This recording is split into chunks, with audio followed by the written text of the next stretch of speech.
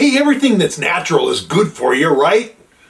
Well, no, not really. I mean, there's poisonous plants, there's poisonous insects, there's poisonous animals like snakes, and there are poisonous minerals. They're perfectly natural, but they're really dangerous. And today we're going to talk about deadly and dangerous minerals. And now, these kind of minerals, they are often found in and around old mining areas and that kind of stuff. And so if you're looking for crystal specimens or things like that that are interesting, and they can be beautiful and valuable, but you better know what's deadly and what's not. And that's why we're going into this, so you can be aware not to lick rocks or, and people think, oh, I don't lick rocks. But the truth is, you can even handle, ores with lead in it and get some dust on your hands, and then you eat a sandwich or something, and the dust gets into your mouth and you eat it. And the truth is, with a lot of these heavy metal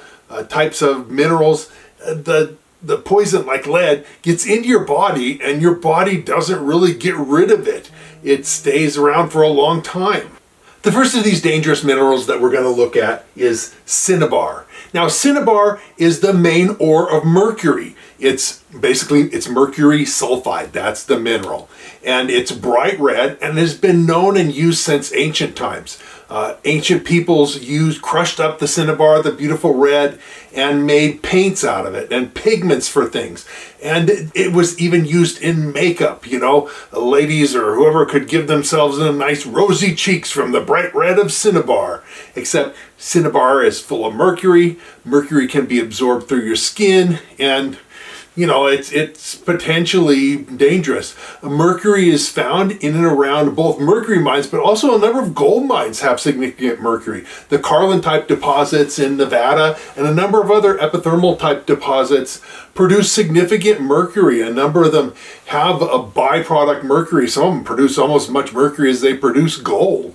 But of course, the mercury is a lot less valuable. Now, the amount of mercury produced worldwide has gone down quite a bit worldwide because there's just less demand for it. We don't use it in mercury thermometers anymore, and it's not used. It's used in fluorescent light bulbs, but a lot of people are switching from the old fluorescents to something like the LED types that don't use any mercury. So let's take a look at the beautiful reds of mercury and talk about the mineral cinnabar. Here's some real high-grade cinnabar ore, mercury ore. You can see the bright red colors that attracted the ancient peoples to this stuff, even though it was toxic. Here's another sample. Nevada produced quite a bit of mercury ore back in the day, and there are scattered mercury mines around the state of Nevada and in other places, California as well. It's sometimes found in some types of gold deposits in small amounts as well. Cinnabar can also form beautiful crystals, as shown here. It makes for excellent mineral specimens too. Our next dangerous mineral is stibnite. Now, stibnite is antimony sulfide. It's the main ore of antimony. Some gold ores have quite a bit of antimony with them, but most don't. But it's also a common element in a mineral called tetrahedrite, which is a copper ore. And what stibnite was used by the ancients, just like cinnabar. Stibnite was crushed and it makes a very dark black powder, and it was used for cosmetics and things like that. And stibnite is, in the antimony anyway, which is the main element there. Antimony is similar to arsenic in that it poisons you. It causes problems with your metabolic operations in your body. And like lead and other things, antimony accumulates in your body. And so, it was used basically 3,000 years ago and less back as eyeshadow. They would mix it with fats, and it was the ancient eyeshadow of Egypt kind of thing. Antimony is actually still used in a number of things. It's used for making flame-proof or flame-retardant materials. It's also used in some kinds of glass and, like I say, to harden lead in batteries or bullets and that kind of thing. So it still has significant uses. So stibnite is a dangerous mineral. And let's take a look at some examples of this mineral. the antimony mineral stibnite. Here's a really big cluster of stibnite crystals, and these things can be really valuable. This specimen in the middle there is about 20 inches long or so, and it's so valuable that it actually got stolen out of the museum that it was in after this picture was taken. It was later returned, but still, it's a valuable specimen. The crystals of stibnite are often pencil-shaped. They're dark gray like this. Here's another specimen of stibnite pencil crystals, and in this one though, something white has been deposited on them. I can't remember when I took this picture what the white material on the surface was, but you can see all these crystals arranged, and again, these are valuable specimens. Here's another smaller specimen of stibnite. You can see the rod shape and the black, shiny kind of crystals, and they are valuable. And antimony in this form is mined in a number of places, and it's associated with gold sometimes. So if you see stuff like this, be careful. Our next mineral is the lead mineral Galena. It's lead sulfide. It forms cubic crystals. It's very common. It's common in a lot of gold ores, but it is the main ore that's mined for lead and silver. A lot of Galena, not all Galena, but a lot of Galena has significant silver in it. It just is in the crystal lattice of the lead and the sulfur, silver will substitute in there. And so a lot of Galena is mined for its silver content. But it's also, like I say, the main ore of lead. And lead has been used for thousands of years. People have used it, the Romans and even before, used it for pipes. They would make pipe out of lead. And so they had their fresh water come to them with poisonous lead. The Romans weren't known for their extra long-lived situations. Lead accumulates in your body. It doesn't get out. It attacks the organs, the heart, the liver, and others. It can attack your brain, and high levels of lead can cause confusion and seizures. It's especially dangerous for children because they accumulate and then it's in their body for their whole life. It can also get in entire food chains. Mining of lead and smelting and that kind of stuff has produced lead-rich dust that has contaminated entire food chains and entire regions around smelters. And so, smelters need to be very carefully controlled for their lead emissions. Now, when you're handling lead minerals, you can get small amounts of lead on your hands and then transfer it to food you're eating. And so if you're going to handle lead minerals, you should be able to wash your hands very thoroughly before you eat. Even industrial, anybody that handles lead should wash their hands really thoroughly before they eat, and be careful not to expose yourself to lead galena dust. Now, let's take a look at the cubic crystals of galena. They can be very pretty, and they're cubic shaped as well. So let's take a look at the dangerous mineral galena. Galena is a medium gray metallic colored crystal that, if it has the space to grow into, will grow into cubic shapes just like shown here. But in ores, galena doesn't always take the nice cubic shape. Sometimes it's just massive spangles of this and that, as shown in this specimen. Now, it's these kinds of specimens that are more likely to have some silver in them, but the amount of silver varies a lot, from small to quite a bit. However, all of them are just as toxic. The silver gray in this is also galena. It's just a more massive form, but it's still just as dangerous. Our next dangerous mineral is Anglesite.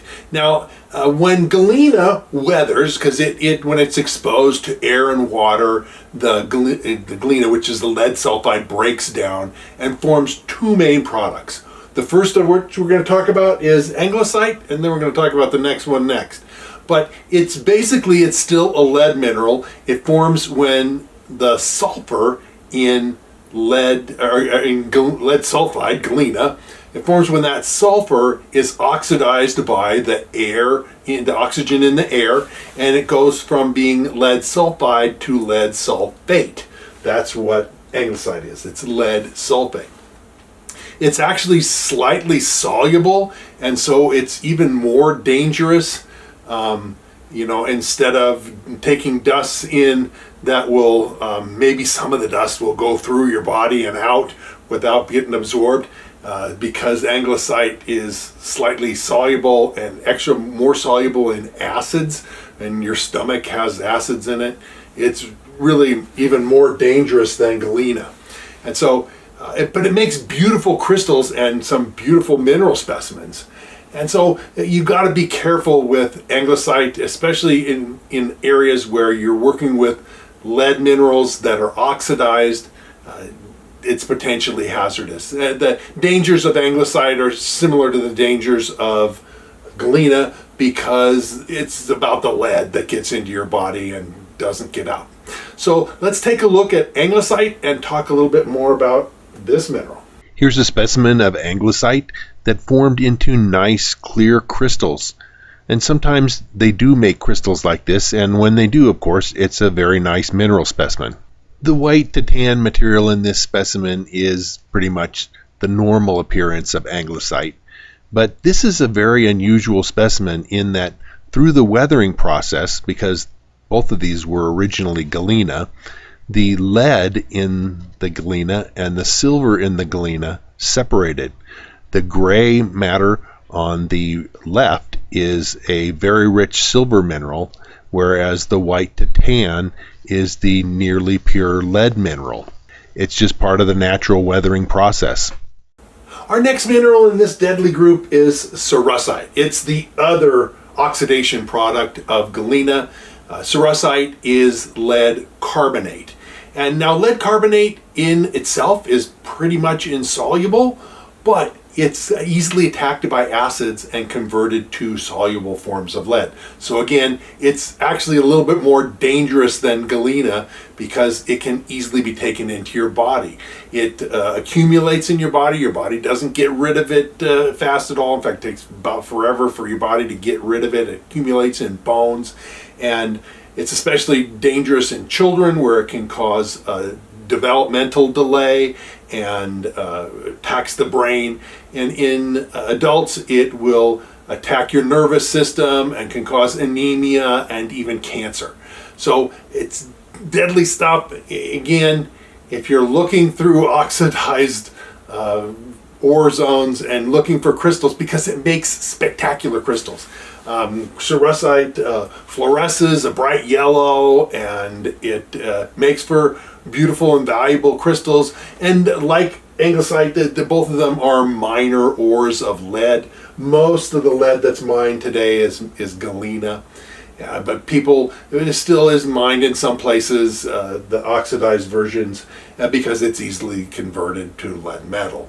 And so let's take a look now at Cerussite, which is our next deadly. Let's look at some examples of Cerussite, our next deadly mineral. Cerussite is a soft, dense, light-colored mineral that usually forms in needle-like crystals and is closely associated with lead ores.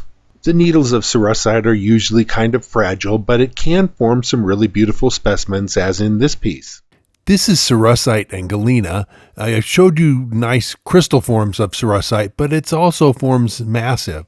The core of this, the silver-gray core, is still Galena, but the gray-brown material around it is Cerussite.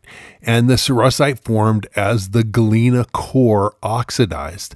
And so even though it's not pretty crystals, this gray-brown stuff around the Galena is Cerussite, and you can almost see the banding as like tree rings as it ate into the Galena in the core. There are other oxidized lead minerals other than Anglesite and Cerussite. This is one. It's called bindheimite. And in the early 80s, I worked at a gold-silver mine in Nevada, and this bindheimite was our principal mineral in the mine. It's a lead antimony oxide mineral, and so has both the dangers of lead and the dangers of antimony. But it had good gold and silver, too. Our next dangerous and deadly mineral is asbestos, something you probably already heard of. But asbestos is a natural product. It's a natural fiber, and it's basically a series of minerals. It's not just one mineral, asbestos. There's several of them. The two most common ones are chrysotile and amosite. And actually chrysotile is like 90 or 95% of all the asbestos used. The amosite is only about 5%, maybe 10. But anyway, they're all minerals that grow in naturally long fibrous shapes, long narrow fibers. And it was discovered less than 100 years ago that these fibers could be woven into cloth. And they're wonderfully fireproof, the fibers are, and they can be used for insulation. They make great insulators. And like I say, they could even be made into cloth, so they're used for cloths and stuff. And I actually saw, it was in a frame, a dinner jacket like you'd wear to a fancy restaurant with a tie, but it was made of asbestos fiber. And it was from, I don't know, from the 40s or the 50s. But anyway, it was it was a miracle fiber that this amazing fiber could be made from the ground, and it was fireproof and all these great things. And then it was discovered that it causes cancer. The little fibers of the asbestos get in your lungs, and they just can't get out. Your lungs can't get rid of them, and they penetrate the wall of your lungs and cause scarring. That's what leads to asbestosis, and the scarring reduces the amount of oxygen you can take in your lungs. But the little fibers also break and penetrate stuff and can cause various forms of lung cancer, specialized cancer called mesothelioma. That's actually the lining of your chest. So between your rib cage and your lungs, because your lungs move as you breathe in and out, there's a liner in there between your solid rib cage. And when that liner gets cancer, it's called mesothelioma. And it's a very painful and nasty way to die. And so they made a bunch of laws to reduce the amount of asbestos used, because it was widely used in all kinds of building materials because of its great insulation and fireproof properties. It was used all over the place. It wasn't until the late 70s that they really started taking it out, and that took a little while. And but anyway, nowadays you see very little asbestos being used. The two types are chrysotile and amosite. Let's take a look first at chrysotile. This is chrysotile asbestos. You can see the fibers in it real easily, and you can also see that it forms in little veins like this in the rock. Here's another shot of chrysotile asbestos, and you can see again the little tiny fibers, even some of the ones that are starting to break off of the main vein. This is just a vein structure and doesn't show any of the actual host rock. This is a specimen of chrysotile that I took a picture of just in a road cut in the Serpentine area of the Mother Lode country of California. You can see that the fibers are there, and it's just naturally occurring on the side of a hill. They've done tests, and where you have dirt roads that go across these areas of this type of rock, they've measured the dust of the dirt roads, and there's a good amount of asbestos in it. Chrysotile occurs in serpentine rocks and some other types of silicified dolomites, but serpentine is a very common thing. A lot of chrysotile was mined in California, and it actually is the serpentine rock and slate make a good contact that forms gold veins. So, I'm often in and around serpentine rock. The other form of asbestos that's fairly common is amosite. It's also called brown asbestos. Like I say, chrysotile, a lot of it was mined in the U.S., but the brown asbestos, amosite, is mostly just mined in South Africa. And it's actually much more deadly. The risk of inhaling amosite is worse than the risk of inhaling chrysotile, although the risk of inhaling chrysotile is not exactly good, right? So let's take a closer look at an example of amosite.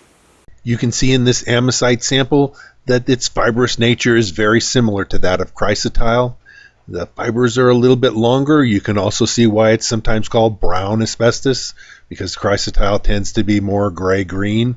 The fibers of the amosite also tend to be longer.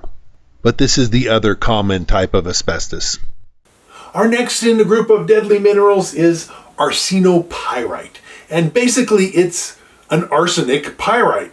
Unlike regular pyrite, which is usually a brassy yellow kind of tone, arsenopyrite gives a silvery white kind of tone to it. The arsenic changes the color of the pyrite. Actually, arsenopyrite is found in a number of gold deposits. The Mother Lode and other places in orogenic deposits, arsenopyrite is really pretty common in the gold veins. When it oxidizes, it can form soluble arsenic minerals or arsenic chemicals that can get into the groundwater. It can be really nasty stuff. There's also a whole lot of arsenic minerals. There's more than just one, but arsenopyrite is our main one that we're looking at today. So let's take a look at some examples of arsenopyrite. Here's a bit of arsenopyrite that I picked up at an old prospect pit in Western Australia when I was visiting Western Australia. It's heavy and has a metallic luster, and like I say, looks similar to pyrite except for its silvery color rather than the normal golden that you see with pyrite. Here's another specimen with arsenopyrite. It's the silver gray material toward the front. Arsenopyrite is closely associated with many gold deposits, and I've seen many gold-bearing veins that have arsenopyrite among the minerals in it. Our next deadly mineral is actually a pair, Realgar and orpiment. Now you say that's two minerals, yes it is, but they're both arsenic sulfide. One's just a slightly different form. The orpiment form is a kind of a yellow-orange color, and Realgar is a deep red. In fact, Realgar was one time, long ago, called ruby arsenic, and because it's ruby red. It was both of these that were used in ancient times. They were used for their coloring. Of course, the Realgar to color pigments red, and the orpiment to color things the yellow-orange color that it is. When they finally discovered that these things were toxic, they were still used to poison insects and rodents and stuff like that. And so, it has its use. Arsenic is still used in some industries today. It's actually used in small amounts in the semiconductor industry. So the electronics you're watching this on may have some arsenic in a tiny amount used in transistors and things.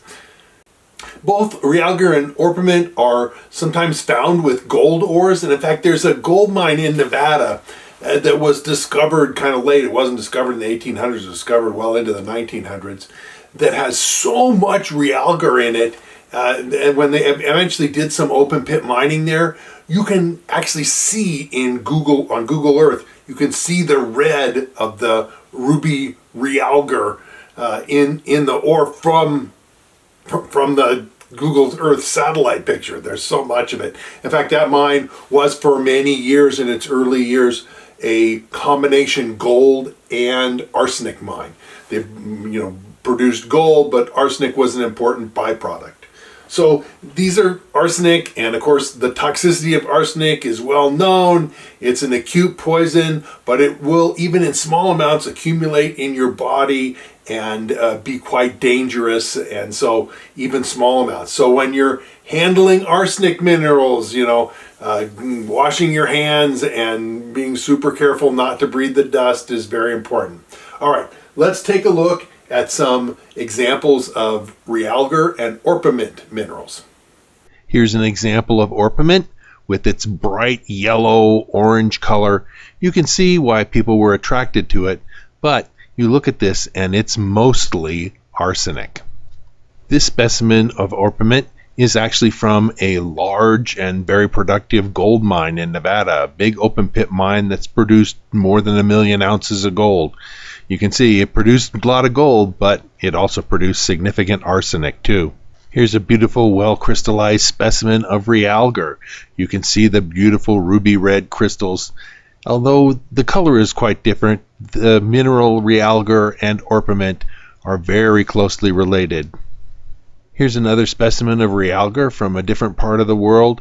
They're closely associated in many cases with gold and silver and other metal mines. The next group of minerals we want to talk about is uranium minerals. And uranium, of course, all uranium is radioactive. And there are a number of different minerals that contain uranium, either in a large part of the mineral or just in small amounts. Ones that include fairly large amounts in our mind includes autunite and, of course, uranite or pitchblende and tobernite. And here in the United States, we mine a fair amount of a uranium mineral called carnotite, which is a kind of a secondary thing. We'll talk about it in a second. Anyway, all uranium minerals, like I say, are radioactive, and they can, cause problems, especially if you take them in. Then the radioactivity is inside your body, and actually, most of the radiation of uranium is mild enough to be stopped by your skin, but if you get it into your body, then the radiation is actually inside you, and there's problems caused by that. Uranium, in addition to being radioactive, is also poisonous to your body, and so it's a heavy metal that has its own poisonous characteristics. Then not all uranium is radioactive and decays into a number of different products and eventually into lead. But during that decay process, as it decays down, one of the things that's released is an element called radium. And then radium decays. It used to be used to light stuff up, radium. But radium decays into a gas called radon, which is a colorless, odorless gas. And radon is actually the second leading cause of lung cancer behind smoking, way ahead of asbestos. And so radon is a dangerous gas. And because uranium is found in trace elements inside of a lot of rocks, and these rocks will eventually release some radon, and houses with basements can, in certain types of rock, can be exposed to fairly high levels of radon from uranium mineral decay. Well, let's take a look at uranium and the uranium minerals and talk about their uses and how they're mined. This bright yellow material is carnotite, which is the chief uranium mineral in the mines in the United States. It's an important ore of uranium, but also a minor ore of vanadium. This is autunite, a minor ore of uranium, but one that's a little bit more common than some of the others. It just doesn't occur in large deposits. This dense, dark black material is pitchblende, the world's most important ore of uranium. It's the chief ore mined in Canada and many other places around the world, but just looking at it as a dark-colored specimen, it looks like so many other different kinds of minerals and rocks. Our last minerals in this group are the thorium minerals, and there's a number of different thorium minerals that are out there, but a lot of times thorium is mined either from a mineral called bastnasite, which is actually a rare earth mineral, but it has significant thorium in it, or a mineral called monazite, which is another rare earth mineral but has significant thorium in it. And thorium is produced then as a byproduct of a lot of rare earth mining, including mining some other types of rare earth deposits that are, valued, like I say, for their rare earths. And so you get this thorium, but thorium, unlike uranium, which can be easily used for nuclear power plants, and also for bombs, of course, but in other things, uranium has a number of industrial uses. Thorium, on the other hand, really doesn't have a lot of industrial uses. It's kind of a byproduct that nobody really wants. There are very limited uses of it. You can, by irradiation of thorium in certain conditions, convert it to a fissionable material that could be used for nuclear power plants and that kind of stuff. And India, which has huge amounts of monazite sand reserves, is looking into the possibility of using thorium to generate electricity in their facilities, okay? All thorium is radioactive, and your body stores thorium in your bones, in the bone tissue. And of course, because it's radioactive, then it's radiating all the stuff around it and has a high potential to cause cancer. So the thorium minerals are also not good. Let's take a look at some examples of thorium minerals and talk about them. This is a crystal of monazite. It's a rare earth mineral with significant thorium in it. It's often this color, which is similar to garnet, but its crystal shape is very different from garnet. However, larger pieces of monazite like this are quite rare. Instead, what's more common is this, a heavy beach sand. Now, the mineral does not weather away, and it occurs as tiny grains in a lot of different igneous rocks like granite, and as the rocks weather, the sand moves down and accumulates as heavy deposits along beaches. The other important thorium mineral is this, bastnasite, which is another rare earth mineral that has significant thorium in it. And again, nice crystals like this are quite rare. Here the bastnasite is in the reddish-brown clots in solid rock. This is a bit of ore from a rare earth mine at Mountain Pass in California. Now, I've gone over 10 classes of dangerous minerals. There are actually more than this. These are the most common and well-known ones. But it's easy to forget when we're out in nature how potentially dangerous certain kinds of minerals are. Especially this is true if you're looking around old mining areas, in old mine dumps and that kind of stuff for crystal specimens and mineral specimens, because some of these specimens can be valuable, and it's not unusual for prospectors to go looking for valuable mineral specimens. Even specimens of Realgar and orpiment, which are deadly arsenic minerals, the specimens have value, and if handled with care, they're not gonna they don't jump off the specimen and poison you. So you got to handle all this stuff with care.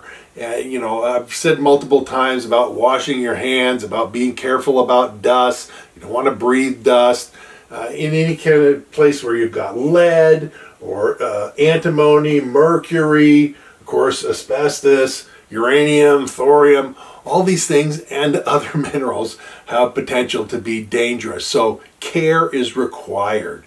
Now, I've linked and said a lot of these are associated with gold mining, and most of my videos are, of course, about prospecting for gold, or sometimes about gemstones and things like that. And, in order to give you the skill of finding gold and knowing where to look and knowing about these valuable crystal specimens and stuff, I wrote a book. It's called Fistful of Gold, and it gives you the experience and knowledge that you need to be a successful gold prospector. I've also partnered with an outfit called High Plains Prospectors that is a full-line prospecting equipment dealership that handles everything from gold pans and sluice boxes, the metal detectors, to dry washers, you name it, they've got it all. And of course, they have my book too. If you're interested in my book or you're interested in High Plains, I'm going to tell you a little bit more about both of them right now. This is my book, Fistful of Gold. It's an encyclopedia of everything you need to know to go out and find gold for yourself.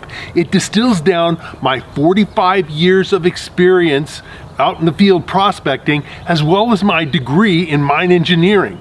It's, like I say, an encyclopedia. There's a lot to it. It's over 250,000 words long, hundreds of pages with hundreds of illustrations, teaching you what you need to know about geology, about mining districts, about techniques of finding gold. It covers metal detectors, sluicing, panning, dry washing, high bankers, you name it, it's covered in there. It talks some about platinum and diamonds, but it's mostly about gold because gold is more widespread. It is not so much a book about where to find gold, but a book about how to find gold. Because even if you have a location where gold was mined in the past and you go out there, well, where should you look to be successful in your prospecting, to find the gold that's there? This is the book that's going to tell you that information. I spent most of 10 years writing this book, so I thought a long time about it. It's got, like I say, lots of information, and lots of illustrations, and I've had results from people who bought it.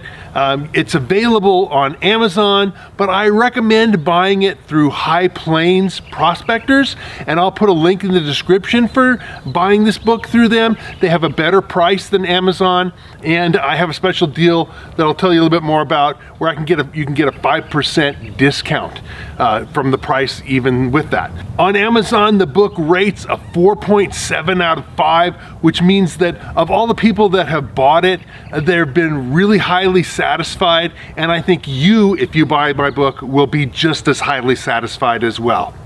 Now let's talk a little bit more about High Plains Prospectors. They're a prospecting shop, a mail order prospecting shop that I've partnered with. The deal is that I can get you a 5% discount, a coupon code, and I'm going to put the code to that right here. It's just Chris Ralph, all caps with no space between Chris and Ralph. You put that in there as a discount code, and you'll get 5% off their already really good prices. I think it's a great deal where you win by getting a discount. I get a little percentage of that, and they get new business. So if you need prospecting supplies, High Plains is really the way to go. And I'll put information, like I say, in the description more about how you can work with them, because I'm working with them. They really are great guys, a great company. For even more information, I also have a website, and I'm going to show you my webpage and talk a little bit more about that right now. This is my webpage. It's located at NevadaOutbackGems.com. You can Google it, or I have a link down in the description below. But there's lots of information here, miscellaneous stuff, pictures, some historic information as well, stories.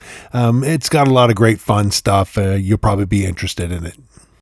Now, on all of my YouTube videos, I encourage you guys to ask questions. If you have thoughts, comments, suggestions for things that I ought to look at in my videos, things that you want to find out more about, and I answer 100% of my questions. There's not very many YouTubers out there that answer 100% of their questions.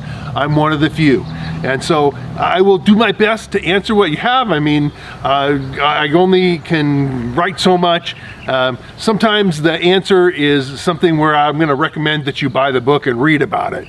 I also ask that you subscribe to my channel, click the bell notification so that every time I come out with a new video, you'll be able to watch it. And like I say, I cover a huge amount of topics. I also have 250 videos that I've already done, and so you can go back through my catalog of videos on YouTube. I'm sure there'll be many videos there that you'll want to take a look at, especially if you have any interest in gold or platinum, diamonds, gemstones, geology, and that sort of stuff. My YouTube site is going to be right up your alley.